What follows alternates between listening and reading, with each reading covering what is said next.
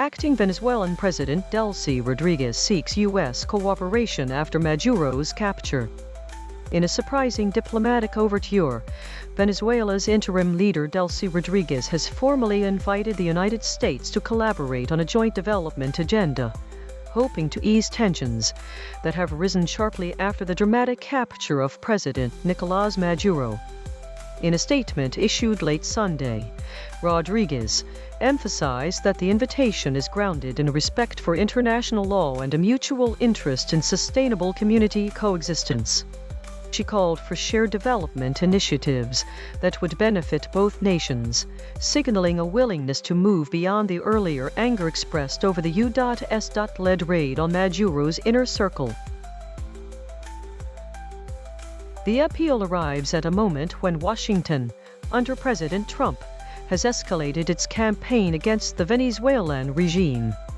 Recent Bloomberg reports highlight a series of U.S. actions, including charges of narco-terrorism against Maduro, public declarations that the United States is prepared to run Venezuela on an interim basis, and discussions about gaining control over the country's vast oil reserves. These moves have been framed by critics as an attempt to destabilize the current government and install a more U.S.-friendly administration. Rodriguez's invitation therefore represents a strategic pivot toward diplomatic engagement. By extending a hand of cooperation, she hopes to secure economic assistance, relief from stringent sanctions, and a more stable environment for Venezuela's struggling economy.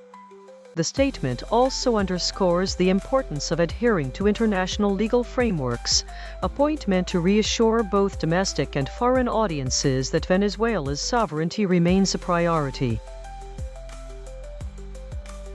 Analysts suggest that this outreach could open a narrow window for dialogue, potentially tempering the aggressive posture of the United States, while allowing Venezuela to negotiate terms that protect its core interests. However, the success of this initiative will depend on how Washington balances its geopolitical ambitions with the expressed desire for a cooperative partnership. As the situation evolves, the world watches to see whether this diplomatic gambit will reshape the power dynamics in the region or simply serve as a temporary pause in a broader contest for influence.